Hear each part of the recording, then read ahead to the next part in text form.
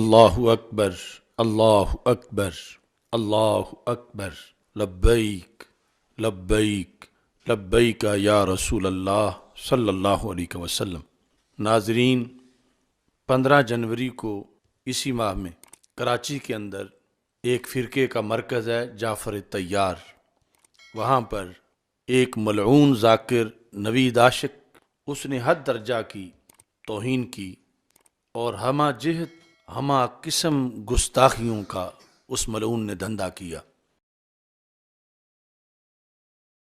اس کے چند منٹوں کا وہ کلپ اس وقت وائرل ہو چکا ہے۔ اس ملعون نے اس کلپ میں ذات خداوندی اللہ جل جلالہ کی توہین کی، رسول اکرم نور مجسم شفیع معظم صلی اللہ علیہ وسلم کی معاذ اللہ توہین کی، قرآن مجید کی توہین کی، سیدنا صدیق اکبر رضی اللہ تعالیٰ عنہ اور سیدنا فاروق اعظم رضی اللہ تعالیٰ عنہ کی حد درجہ توہین کی، اور خود اہل بیت اطہار رسول اکرم صلی اللہ علیہ وسلم کی صحبزادیوں کی توہین کی۔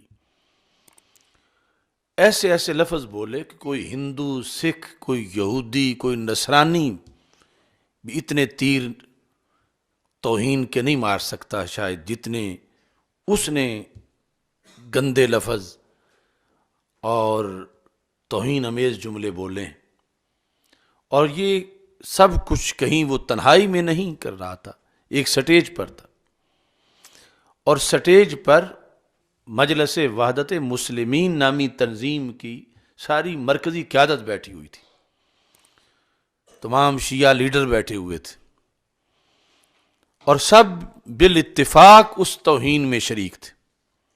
ہم حکومت سے یہ پوچھنا چاہتے ہیں، کہاں ہیں ادارے، کہاں ہے حکومت، کہاں ہے وہ ضابطہ اخلاق، کہاں ہے پیغام پاکستان؟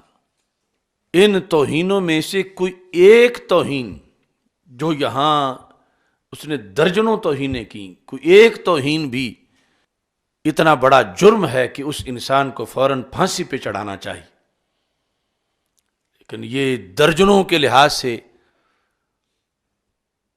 اجتماعی طور پر توہین کر کے وہ لوگ دندناتے پھر رہے ہیں، اور ادارے سوئے ہوئے ہیں جو ان کا کام ہے پاکستان کے اندر امن و امان کے لحاظ سے، انہیں اس سلسلہ میں کوئی دلچسپی ہی نہیں۔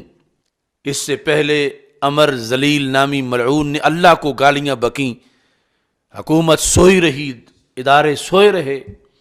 اس سے پہلے بھی صحابہ کے خلاف ان ملعونوں نے کتنی بار جسارتیں کی، مگر حکومت نام کی لگتا ہے کوئی چیز ہی پاکستان میں موجود نہیں، اور کوئی ان ملعونوں کو لگام ڈالنے کی شاید طاقت نہیں رکھتا۔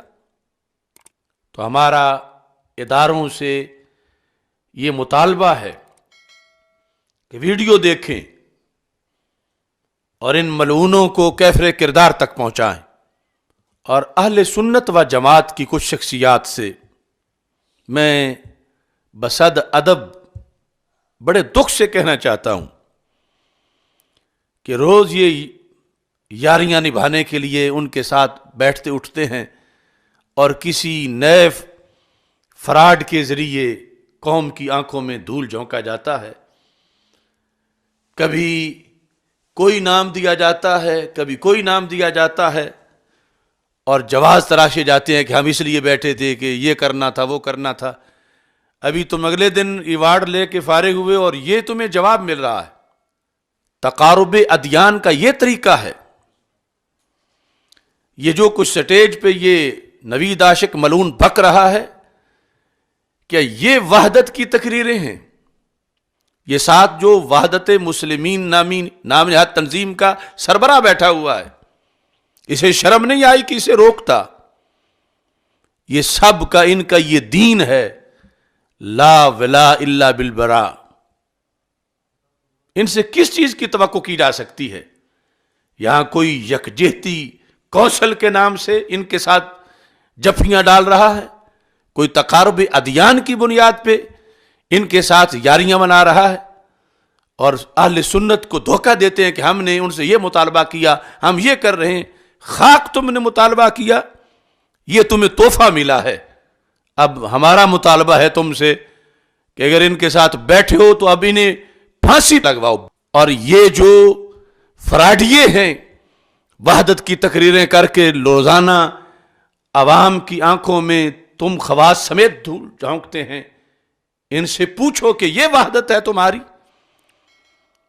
یہ جملے جو سیدنا فاروق اعظم اور سیدنا صدیق اکبر رضی اللہ تعالیٰ عنہما کے خلاف بولے گئے، جو سرکار کی صاحبزادیوں کے خلاف بولے گئے، یہ کون برداشت کر سکتا؟ تو اس واسطے اہل سنت پہ یہ ایسی جو قیادت ہے وہ رحم کرے۔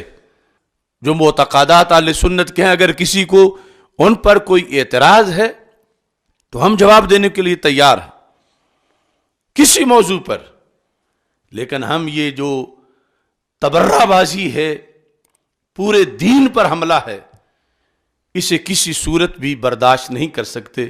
مقتدر ادارے فوراً ان توہینوں کا، گستاخیوں کا نوٹس لیں اور ایسے ملعونوں سے زمین کو پاک کریں۔